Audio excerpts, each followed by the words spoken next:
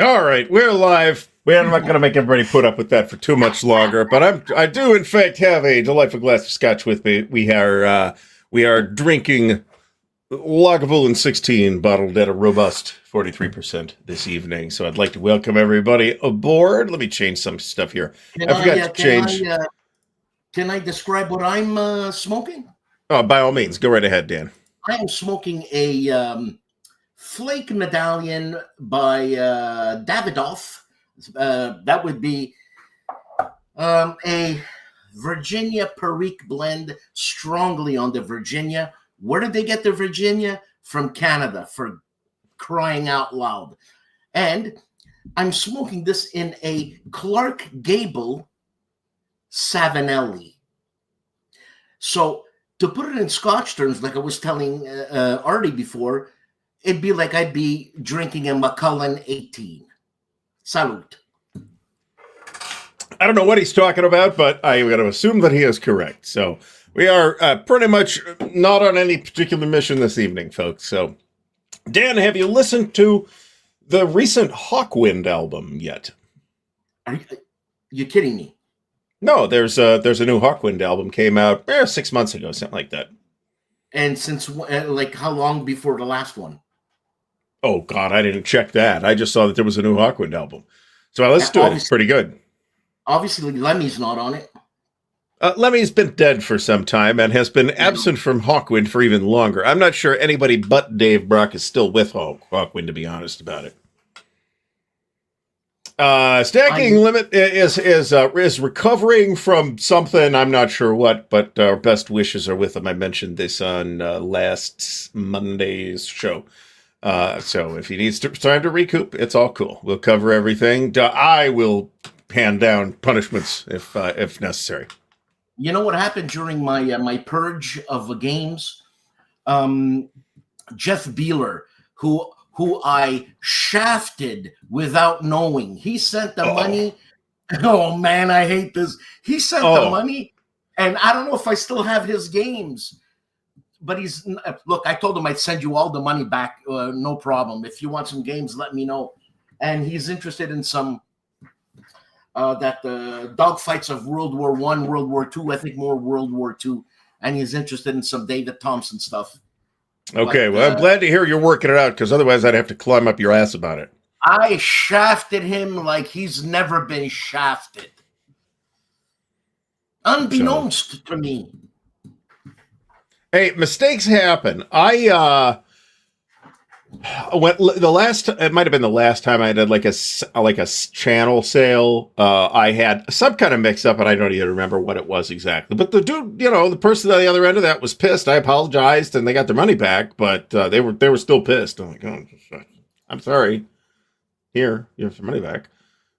So what are you gonna do? So yeah, there you go. There you go.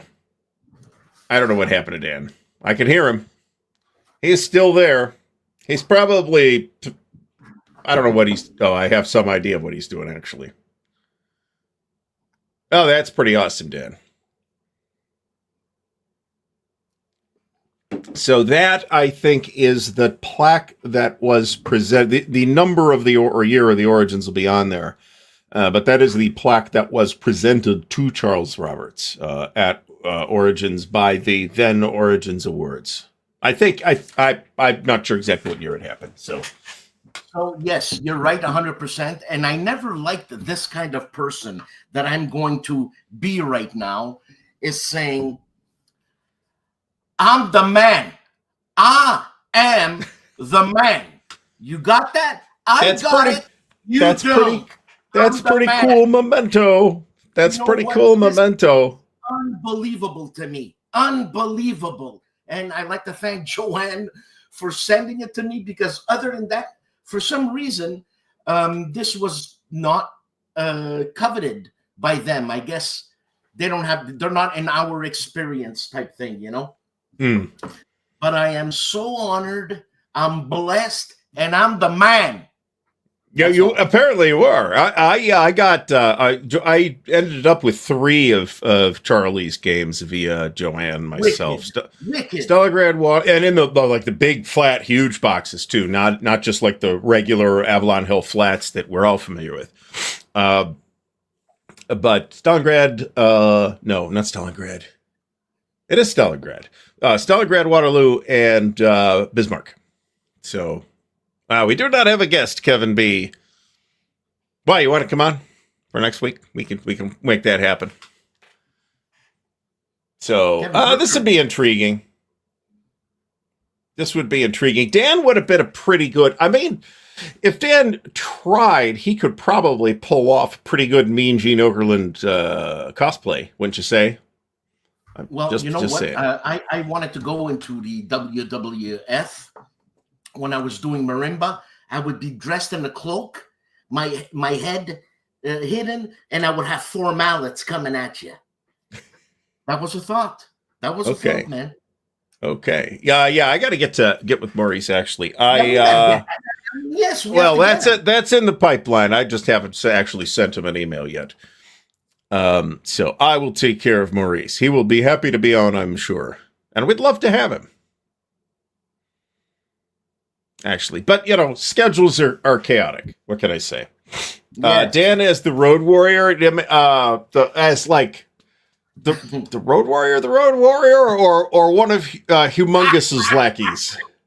No, man, you got the wrong movie. It's Star Wars. Jabba the Hutt. I'd rather Jabba the Hutt. Tiny Jabba. He's tiny Jabba. He's mini Jabba. Jabba the Hutt.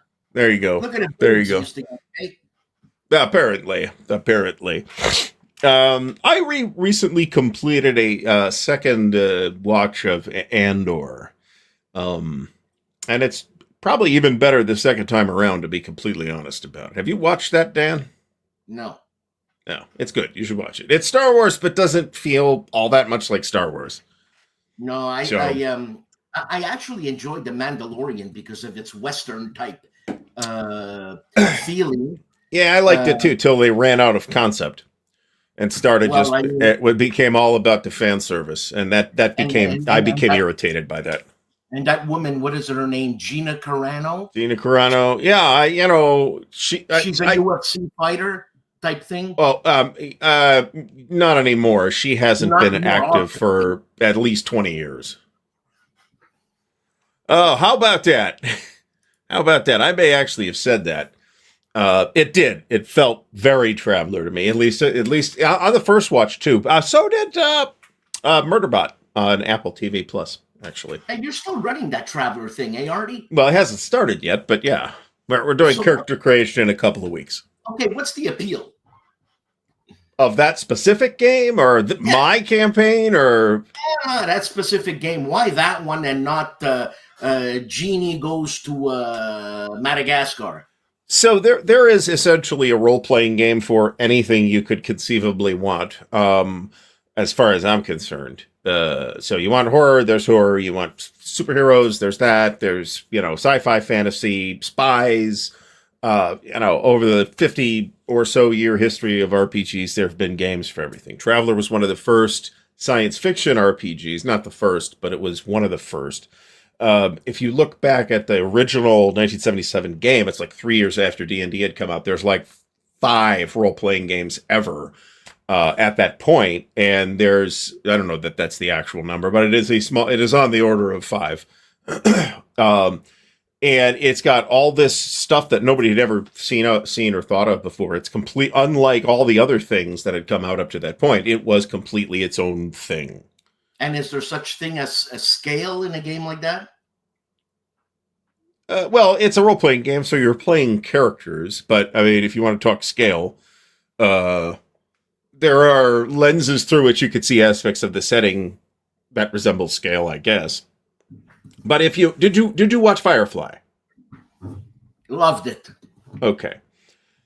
Rumor is that was based on Joss Whedon's College Traveler campaign. That has never been confirmed, but anybody who has played Traveler immediately said upon watching that show, "Holy shit, this is Traveler." So that is pretty much how Traveler works. You have a bunch of characters who are at different levels of life experience and have different backgrounds and their own things going on. And you put them all on a ship together, and they all together travel from planet to planet, getting into trouble. So that is. You think of something. Will Wheaton. I don't know if Will Wheaton is still doing his board game thingy. I have no idea. If I can get him, should we get him on? Sure, I'll be happy to talk to Will. My My wife will watch the show if I get Will. If we get Will Wheaton on, let me put it that way. I promise you, I'll try. All right. Metamorphosis Alpha, I think, was the first sci-fi RPG. There was another one called like Star Base 2100 or something like that came out in like 76. And Traveler was the third. Metamorphosis Alpha, as far as I'm aware, was the first, though. I don't think Metamorphosis Alpha is any good or interesting, but there's that. Will Wheaton is a traveler, but not that kind. Yeah, well, it's because of the next gen thing where he went with the travelers to travel. Oh, I thought he was Canadian. I don't think so. Everybody's Canadian. Well, I mean, a Star Trek long history of Canadians, right? Shatner, famously Canadian. Leonard Nimoy, Canadian. James Doohan, Walter Koenig, Canadian. I'm most thinking about it. Most of the cast was Canadian. I'm not sure Leonard Nimoy was Canadian. Thinking about it. No, I don't think so. I know Kirk was. Yeah. So, Gamma World kind of evolved out of really some of the same ideas as Metamorphosis Alpha had. It just wasn't quite as self-limiting as setting.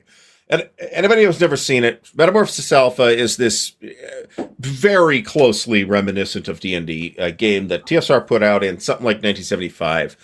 You are on the Starship Warden. It is this generation ship, but hundreds of years ago, everything went to hell, and now you're all like these barbarian fantasy dudes fighting strange mutants and alien creatures and stuff in exact analogs to D&D dungeon crawls. It is... the idea has potential. I just don't think that was the vehicle for it. It has been redone a couple of times, and I have no opinion on any of the revised versions. Hey, Ardy, when you run your Travelers thingy, this is online, right? Yeah. Okay. Do you have music playing in the background? Do you create an atmosphere? I like to create atmosphere, but I am ambivalent about playing music in the background. What I can tell you is that if I personally am watching like somebody play a role-playing game on stream, I inevitably find the music obnoxious. Yes, I understand. But so I don't know if that would carry over to the players or not. If there was music, it would be very low. Okay, yeah. Just to be this kind of an undertone and not. I will re-question my question. What I meant is static sounds, man. The environmental sounds. You know. Oh, I doubt I'll do that. I mean, have actual sound effects and stuff? No, just background sounds as you're talking. If they're walking through a forest, well, obviously have some birds and winds blowing through the leaves. Okay, so yeah, I've done that before. Again, I think it should be at a very low volume level, so absolutely.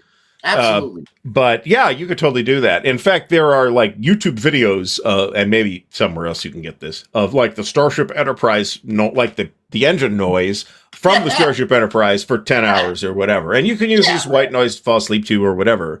Yeah. But if you're running a Star Trek game, put that on. You know, and you know what? As I'm getting older, I think I'm getting more geeky and stupid. Yeah. And there's like, sometimes there'll be like background radio chatter and stuff in some of these ambient sound things. So you could find customized ones that's like customized for, Byzantine Spa, 842 AD. And like the next one from the same channel will be Asteroid Outpost K52-65. And there'll be like, just like screens beeping softly and a little bit of low radio chatter and stuff like that. So it's actually kind of cool. You want me to try to get some and send them to you, man? No, not at all. Thank you, though. I appreciate it. Yeah, you know what? You too, okay? I'm just saying. I'm good. I'm good. Yeah, Yeah, I I know haven't. you. I've been putting a like traveler appropriate playlist together for a while, actually, and I don't really feel like it's usable unless I like built some kind of sound platform to run it, which I don't feel like doing. I could do it, but I don't want to. You know, at So the I went to a Stack Academy's big thingy last year, and I didn't go this year. And I was running a campaign of what's it called? Memoir 44 Overlord, right? So mhm. 4 against 4 type thing. Right, right. I And I played in that prepared, kind of thing. and I prepared, and the thing is that it ends very quickly. That's my issue. But anyways, So it's uh, interesting you should mention that because I played in 2 of the big Overlord scenarios at conventions, and both of them ended very quickly. what the hell, man? So All you that are not the preparation. only person to have experienced this problem. And So you know I what I think started? I think what it is that MMR44 just doesn't like scale to that level and is very hard to balance at that level because you can always like send in stuff from other sectors to pounce on weak spots and stuff like that. So you You'd have a have to limited build your own. ability to do that, but you can do it. So You'd have to build your own scenario because, or else, I played 3 games, 1 hour each game. But anyways, let me go ahead with how I prepared it. I gave everybody each folder, respectively, of sides, so the access would have information, this and this and this and that, and even Pervitin. I provided them with Pervitin, which was in the form of our herbal expansion here in Canada. right. And on the other side, the Americans didn't have Pervitin. So I gave them MDMA, which was like made into a herby type something. And we played, man. You know what I'm saying? Everybody was I'm prepared. hoping that everybody at the table consented to all these strange substances. Okay, let me tell you something. You know how fast those things were taken from I those 8 guys? I'm not saying they weren't. I'm curious and possibly dreading the Right, yeah, they answer. were like, "Oh yeah, cool, nice." So Yeah, there's whatever. Dan slipping roofies to the people at Stack Academy. Hey man, I'm creating an ambient. I'm creating a scenario. I'm Right. creating a world. Well, I mean, roofies come create a on. hell of an ambiance, I'll tell you. Not necessarily the kind you want, It was however. a hell of a lot of fun. So anyway, I'm glad everybody had fun, and I'm glad that it was consensual on all Yeah, sides. and I had sound effects. I wanted to create some type of tarp that was what a camouflage type thing, you know. But you know how long that takes? Having set pop-ups and stuff up, you could throw a pop-up up pretty easily, Ah, actually. crap. Where am I going to get the pop up? You're talking about Uh, like a pop up tent. I'm talking like the temporary things that people use for like picnics and stuff. Yeah. It's not really a tent. It's kind of you kind of want 2 people to just kind of spread it out, and it kind of unfolds itself. The thing is I get so excited when I do stuff like that that my ADHD goes out of whack, and I got to pop a lot of aspirins because I got a lot of headaches. Now, I understand a lot of headaches. Let me tell you. I mean, so anyway, No, Dan already talked about this. Actually, he said exactly what he was smoking. I'm Something, smoking a something from Clark something. Gable Savinelli, and I'm smoking Davidoff Flake Medallion. So basically, Davidoff, those are that's Italian tobacco. This is an Italian. Everything's Italian tonight. Everybody's Italian.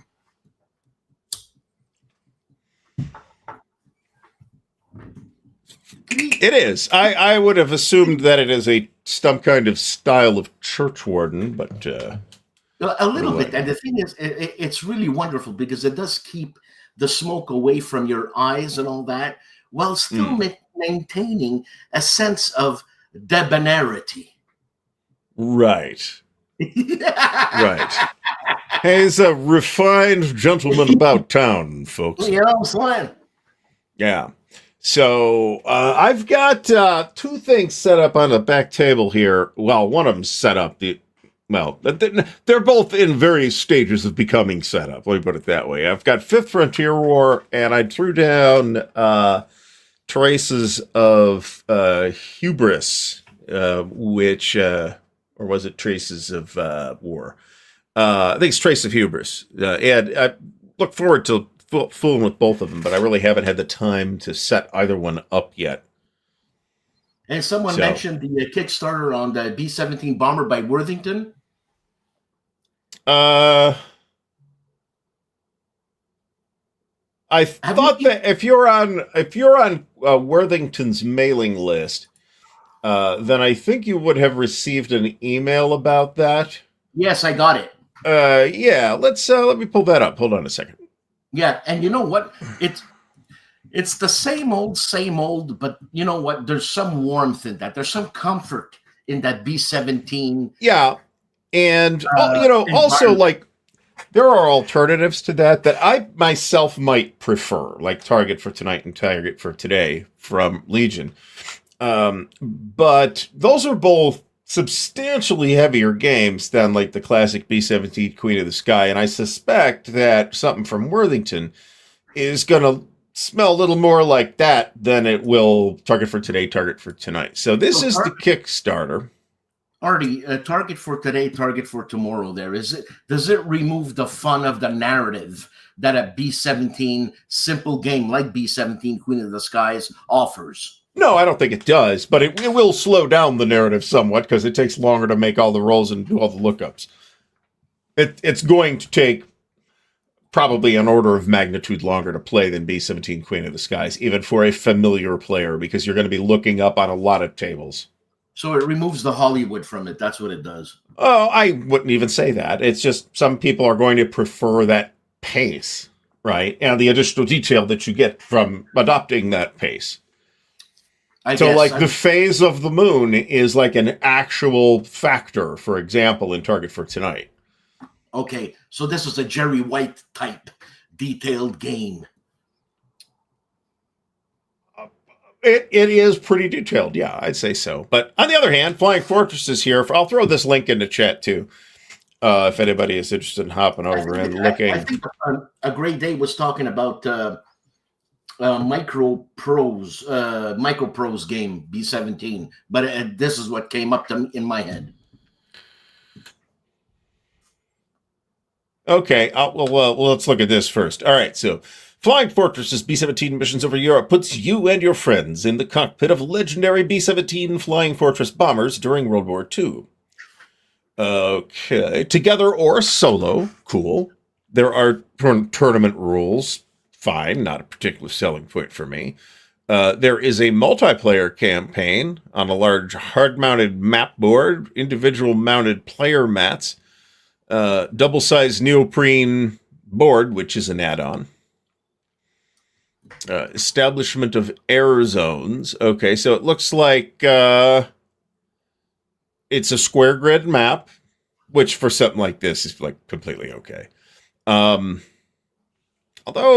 why not use hexes? I don't know. But hexes allow you to simplify the map going diagonally. That's why I say that. Well, maybe they have diagonal rules there. They might, but they're more. That's an extra rule. And that's not just count the fucking hexes. Anyway. It's really not a big problem. This is not a serious criticism anyways. All right, so you got a little bomber status cards. Oh, this looks cool. Player raids, got like the dashboard and all that stuff. That's neat.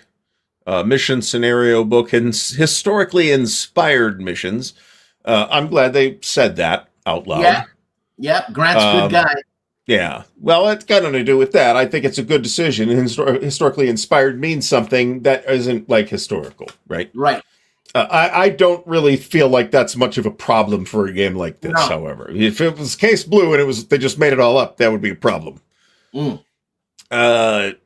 Punch boards, I hate that word. Optional double-sized neoprene mat, 34 by 44. That is very large. That's huge.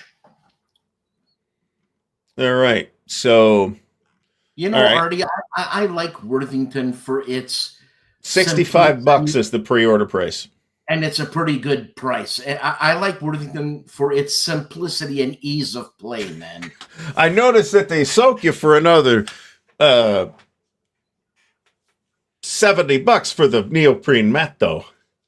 Come on. So again, if you're gonna do a multiplayer thing of this, especially, You need that mat. You probably do. I'll tell you, we did, and I've done this twice now with Alliance from Columbia, and I think it's a terrific game.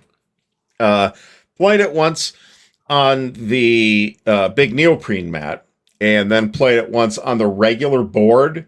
And man, it's like a night and day difference in experience. It's that regular board is just so congested. The big you really do want the neoprene mat for that particular game. I don't necessarily think that's true of every game, but it was for that, and this feels like it is for this too. Ardy, highlight Chris Japp. He says something there. Chris, yeah, like many pure solitaire war games, but just not enough decision space in the B-17 or Hunters type games for him. I can totally understand this. I think this is completely valid criticism. It is the classic criticism of those types of games. There is not that much decision making. The Hunters, in particular, appear to have cut myself somehow.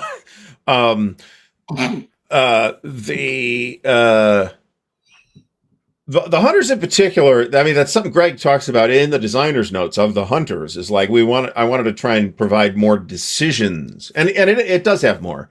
And other games that have followed since then, I think, have more decisions to make. But ultimately, in this type of solitaire game, you are going to have some constraints on what the thing is going to do. So, anyway, I don't know, for me, I enjoy those type of games. Any other game that is complex, I need someone there to slap me in the head and say, no, stupid, not that move, this move. All right. Well,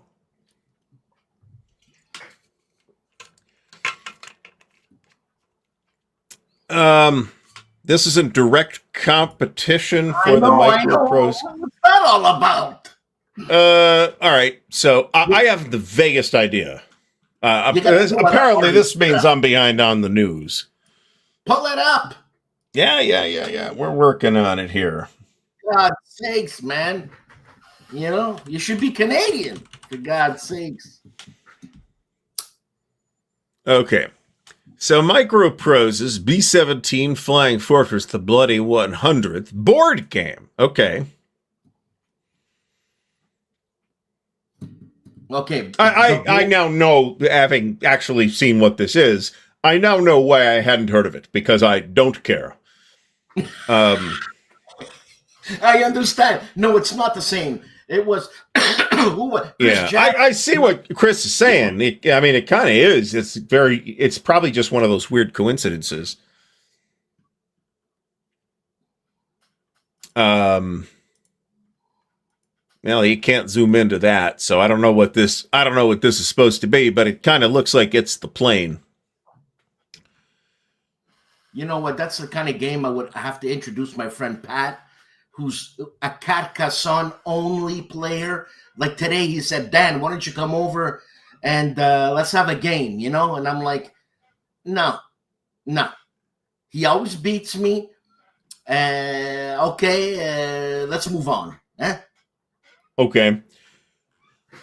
So, glancing through this thing, I'll put this in the chat too. Nobody here is an advertiser, folks, for this show, but we're looking at it, I might as well share. Here's the B-17 Flying Fortress Microprose thing, and honestly, this looks pretty good. to be honest, I think the kind of game this looks like, I think, is probably going to be a very good gateway game into wargaming. That would be savage. Mm-hmm. If I was doing, but wargamers have to take, act on that opportunity, right? Like not being a pompous ass. Well, that's part of it, but I mean, there's other things that people need to do too. I'm doing my part. You're doing your part. So not everybody's doing their part. I don't know what. And some people could only do their part, and That's fine too. I have to respect that. It sounds like a choral work where tenor, alto, soprano. I don't know where I'm at. Yeah, kind of. I believe I heard about this actually. Digital version of Littoral Commander. I am 95% sure that this is probably nothing to do with the old Microprose at all, and it is just a corporate name that has been bought and sold multiple times. Hold on, Littoral Commander is a game about bathrooms. No, Littoral Commander is a game by Sebastian Bay about hypothetical near-future conflicts. Oh, I thought it was a game about bathrooms. I got a game. I got games on mushrooms, and I wish I could find a game on bathrooms. I don't have any bathroom games, Dan.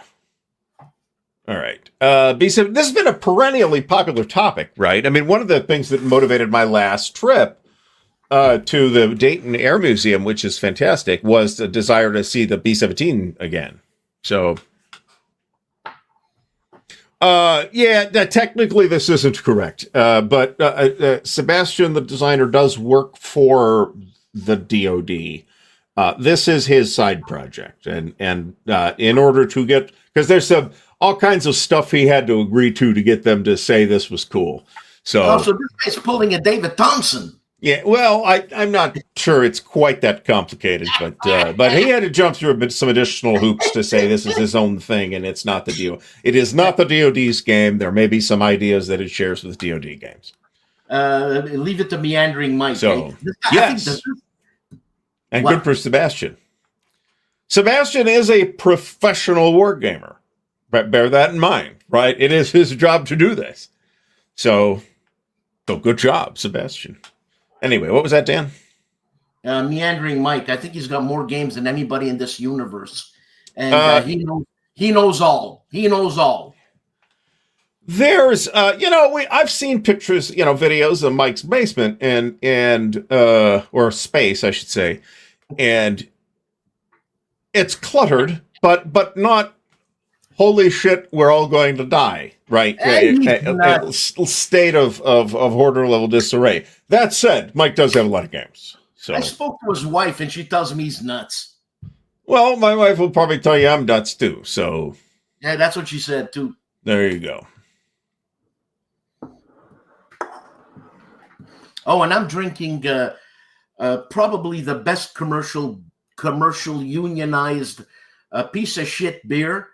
And it's Labatt Blue. Oh, okay. I have never liked Labatt Blue. What's a Pilsner? I mean, okay. It's fine, I guess. It is just as good as Budweiser. I mean... No.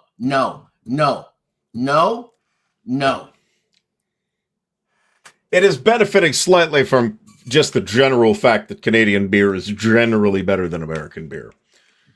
Generally. But it is the Budweiser of Canada. Look, man, listen to me.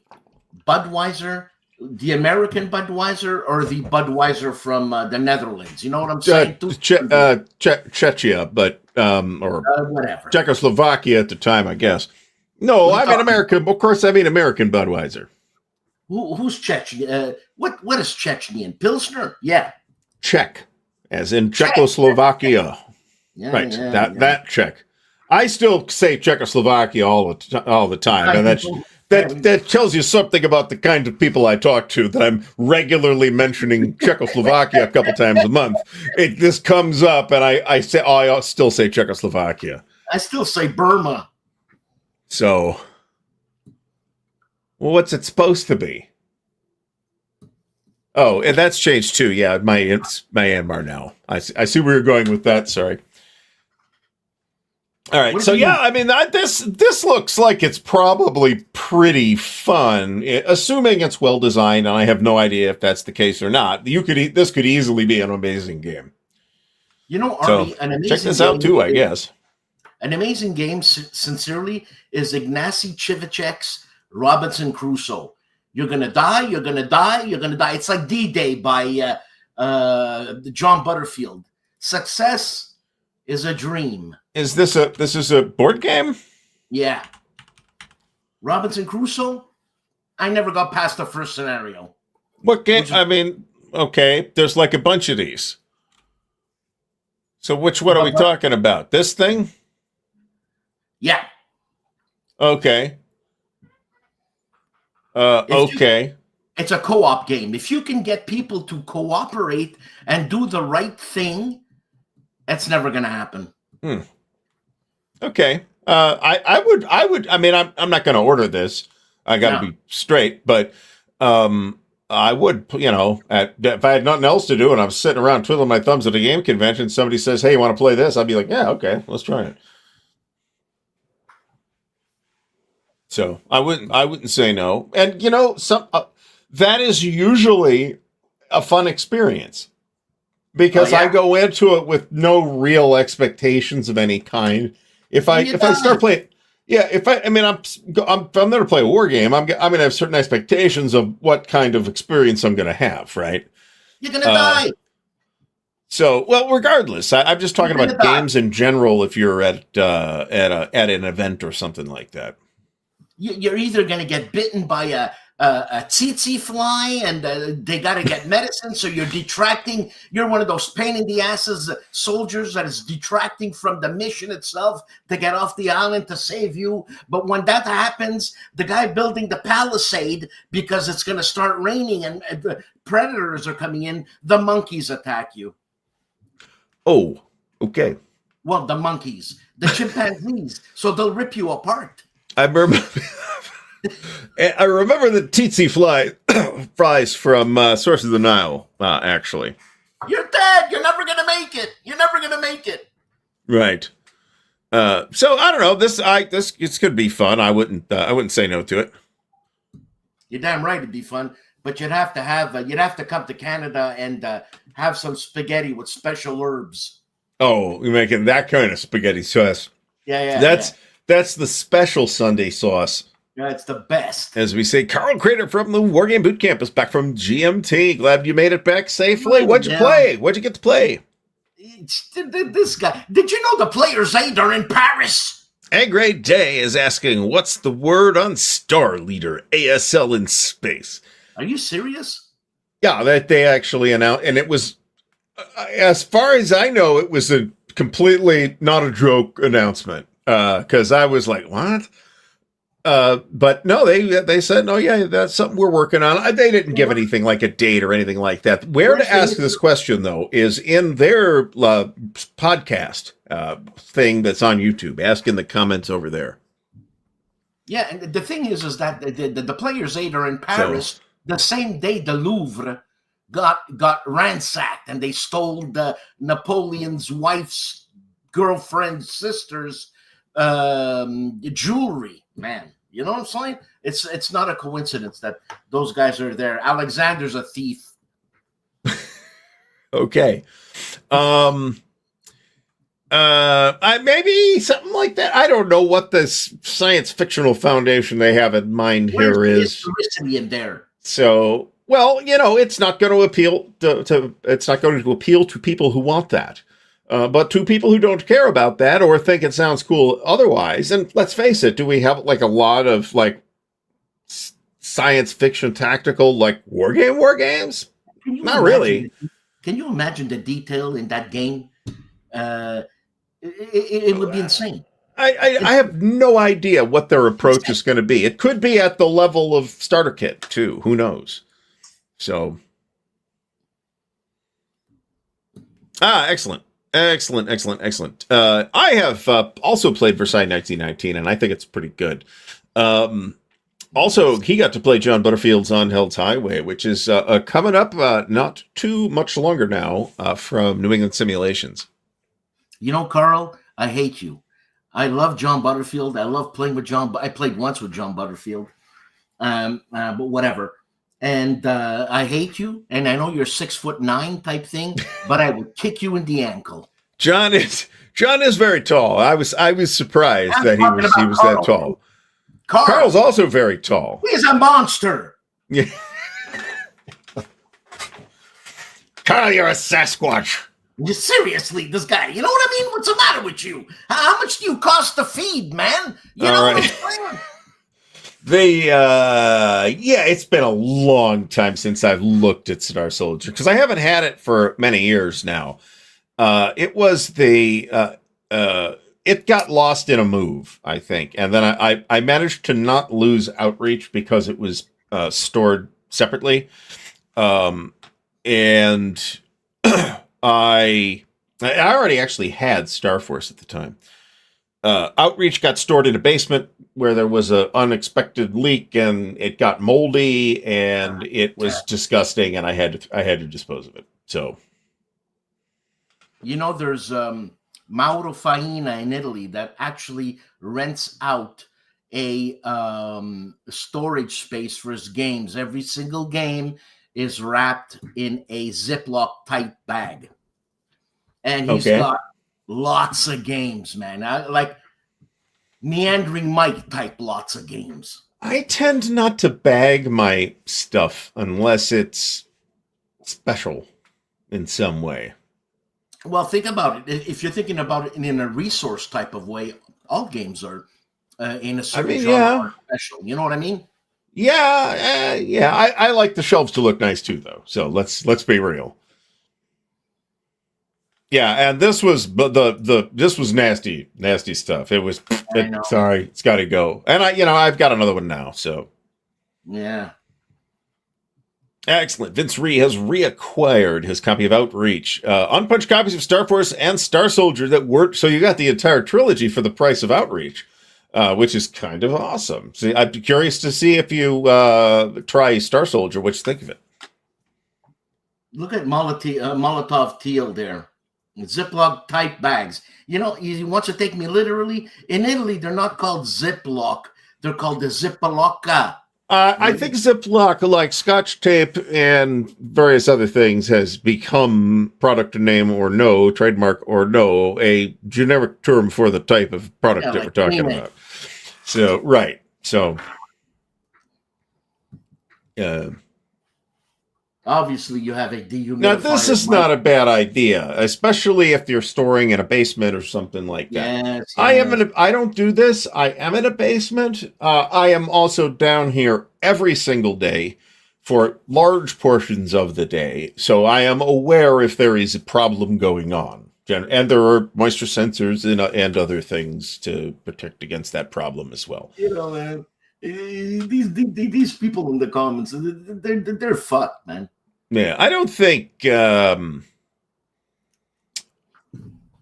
guys have basements in New Mexico, however. Yeah, but I would think New Mexico would be humid as hell. I wouldn't. Really? I don't know. I've never been to New Mexico. What do I know? I don't think so. It's a desert. So okay, I'm thinking of Cuba. I'm thinking of the. Okay. Yeah. Anyway. I don't even remember what we were talking about here. Jeff Beeler's asking, what is Outreach like to play? And it's really, it's like this grand strategic game, and nobody really even thought to call it that at the time. But the map is like this huge chunk of the entire galaxy with the spiral arms and all that stuff.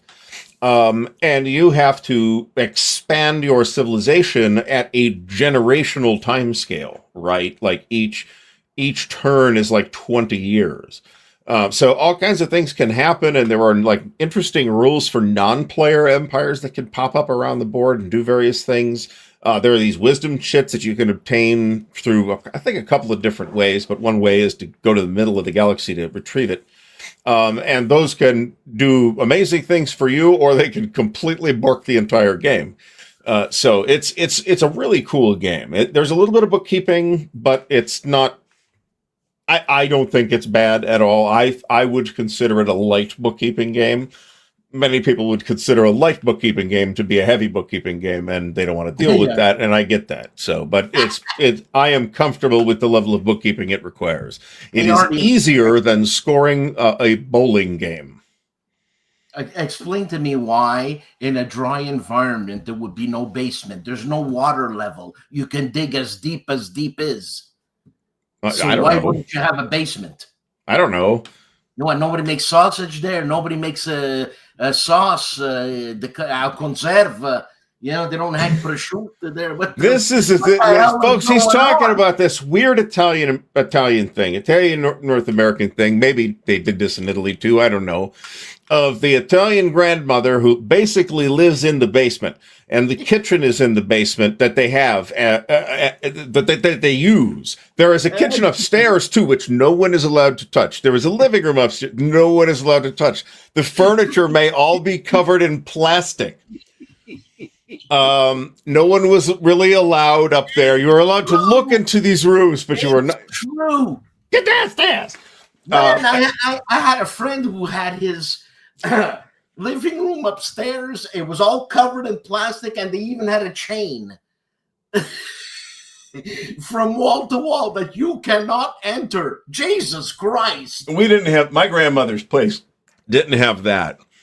And my mother was never like that. But boy, was my grandmother was right in line. I was like surprised that was a thing. I thought that was completely normal as a kid. Yeah. Right? No, man. No, I sat on a lot of plastic, man. I mean, this isn't like a cellar type basement with a bare concrete floor, right? It is in practice a living room, right? They've put up paneling and or put carpet down and all that stuff. It looks like a real space, but it's the basement. It's gaudy. It's a museum. It's part of the Vatican. Mm-hmm. My grandmother 100% had the plastic runners.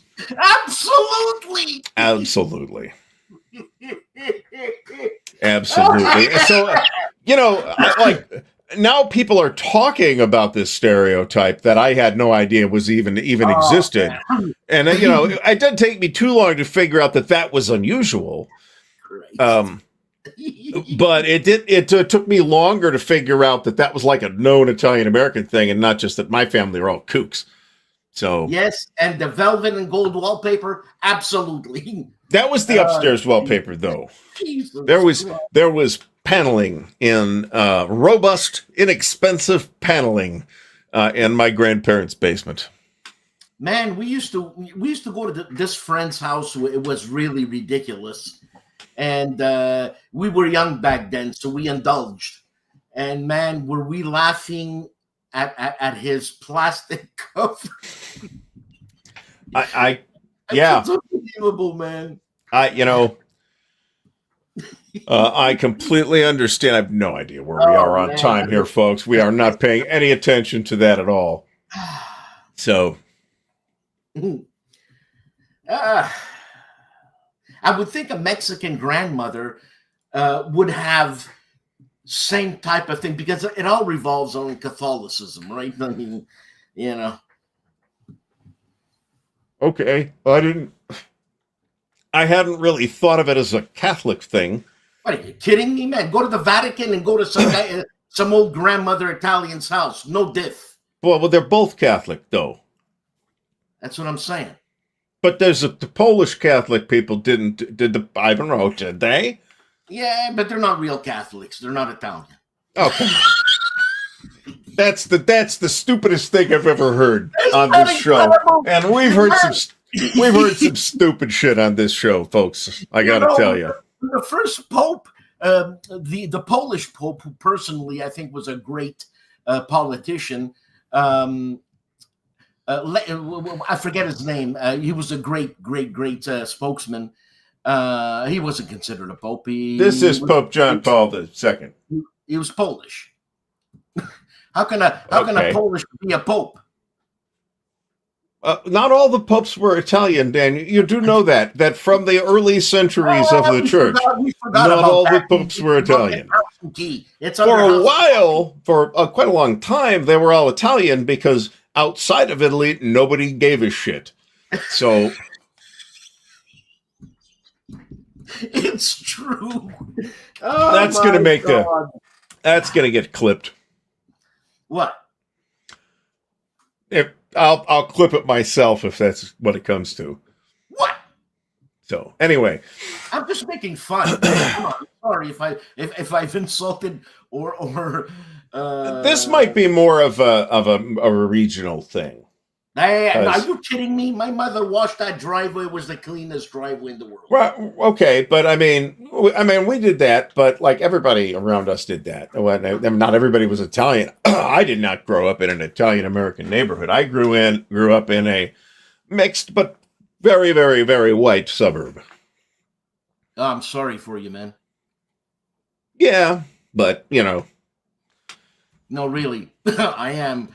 You need diversity. well, I'm sure that had an impact on me, right? I've had a fair amount of catching up I've had to do.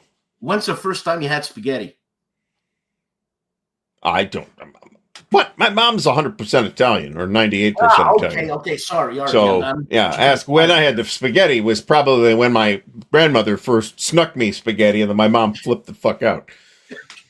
Probably. I know one of my brother-in-law's ex-brother-in-law. He's a Scot, and he grew up in a completely WASP neighborhood. He was 23 years old before he had spaghetti.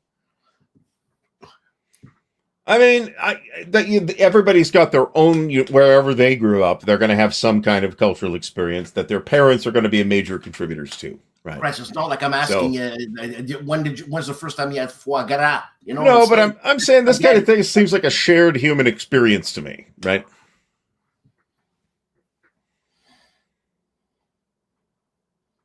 All right. Yeah, actually, I've seen some stuff on this. So the basement, the can, it's be like this freestanding toilet in the bathroom. This was housing for like mill workers and foundry workers and, people that were going to come home absolutely filthy. So the idea was that they come in through the basement, wash up before they proceed upstairs into the house with the civilized people. So. And that guy whose house we go to, his dad, super nice guy. Old school Italian, obviously. He would come in through the basement, wash his hands, and we'd be there for partying from the afternoon before or whatever. And the mom would serve us food, obviously. And he would come home, take out his 40 of wine that he made, put it on the table, pull out a jar of dried sausages and lard with some bread. He would take the lard and spread it on the bread, and he would chop sausages and eat it, and it looked delicious. This man is, of course, dead. Yes, he is, and his son never called me to go to the funeral. So you know what? You know what I'm saying? I can't believe that. I knew the old man. Well, right, but man, you're going to go a little faster if you're doing that all the time. He died. He was 85, man. Come on. Well, that's pretty good then. I've had this. Where was that comment? Adam Minsk or Miss Achilles' mom made Midwestern Ohio white person spaghetti. This is gross. By the way, I'm not talking about like Italian American spaghetti or anything like that. I'm talking about just the average, German housewife. Oh, people make spaghetti today, no, it's just bullshit. It tastes terrible. I had the spaghetti a couple of times from the nice Irish lady that lived across the street, and man, it was terrible. It's just terrible stuff. Come on. So just get a jar. Okay. If you don't know how to make sauce and don't want to learn, just get the jarred sauce. It's better than people making random sauce. Pretty bad, man. Jarred sauce is pretty bad. But anyways, someone said here that Navy spaghetti was noodles with ketchup. Are you joking, man? No, I'm sure he isn't. Actually. God help us. I wouldn't be able to eat. So interestingly, I wouldn't be able to eat. They fed me this at work, right? Cincinnati chili flavored ice cream with the clam crackers on it and everything. I would try it. Oh, it was okay. I mean, it was cinnamon ice cream basically, I don't know. but it totally tasted like Cincinnati chili. which, I mean, it didn't taste like chili, but neither did Cincinnati chili. So I actually had vanilla ice cream with Parmesan cheese. Delicious. Delicious. Beyond what you can think. I could, yeah, maybe that could work. I don't know. A special kind of vanilla. Like, you know, they made at home with eggs and stuff. I mean, seriously, come on. Yeah, you know, you just have to let go of your expectations that Cincinnati chili is going to taste like chili, and just understand that that's what it is called, and it is in fact a Mediterranean-inspired flavored meat sauce. And in that context, it's good. So this is Grater's. This was Grater's actually, which, if you don't know, is an a Cincinnati-based ice cream place, and in my opinion, it is some of the best ice cream you can get in Ohio. So, Christopher DeClerc, he said that you went to a 3-star restaurant. First of all, if you go to a 3-star restaurant, Christopher, you don't even ask for salt. There is no salt on the table. There's no pepper on the table. You go to a 3-star restaurant for the chef, but that's hilarious that someone asked for ketchup. That kills me. Thank you, Mr. Uncouth American, for doing this, you hillbilly. Oh, my God. I have had a preserved durian, which was disgusting. I would like to try the actual fruit. Why? So you could puke even more? It's I don't know. Some people love it. Some people hate it and think it smells like onions and garbage. That's disgusting. Yeah, you know what? It didn't smell like that from the stuff out of the tube that I tried. But it was not good. It was not good. You know, it's like eating stuff from that flower that blooms once every 7 years and smells like rotting corpse. The corpse flower. Yeah, no, man. I smelled rotting corpse. Trust me, no. I agree with this. However, my wife does not, which is a continuing cause of friction in the home. No, man, it has a purpose on hot dogs. You know what I'm saying? Hot dogs? What kind of redneck stuff is this? Put ketchup on a hot dog. Nobody. Ball game, any of the sauces. But dog, nobody it's not a soccer game, man. puts You know ketchup what I'm saying? on a hot dog. You know, Clint Eastwood said it best. What? Nobody puts ketchup on a hot dog. Well, it actually, here in Quebec, we have, and I don't know if, I'm sure this is everywhere else in the world, we have something called chow chow. Now, chow chow is basically a ketchup, and it could be made with peaches and stuff like that. And Ardy, it is totally delicious. Delicious. I cannot oppose ketchup as an ingredient in something else. I mean, fine. It is a all-around sweet tomato-based sauce. You could use it for anything that requires that. But this chow chow isn't. You could put mangoes in it, and it just softens everything up, and it's like, this is real good. So you know what? If I ever invite you to my house, I open the door, and you're going to say, hey, Dan, as you're saying, hey, I got a spoon of chow chow, and I'm going to shove it in your mouth. So you're going to have to eat it, and you will like it, Ardy. No problem. Hey, could be great. I have no idea. So, all right, folks, I think we are out of time here. The show format tonight here, in case you didn't figure it out, was we're just going to bullshit. And that is what we did. And we even got in to talk a little bit about war games. So how about that? And Dan's got Charlie's plaque from whenever that was. Oh, I do need you to send me a picture of the plaque, a clear photo of the plaque, okay? For my archival purpose. Yeah, he was, what was he, about 65 years old at that time? Something like that, yeah. Yeah. So, all right, let me see if I can...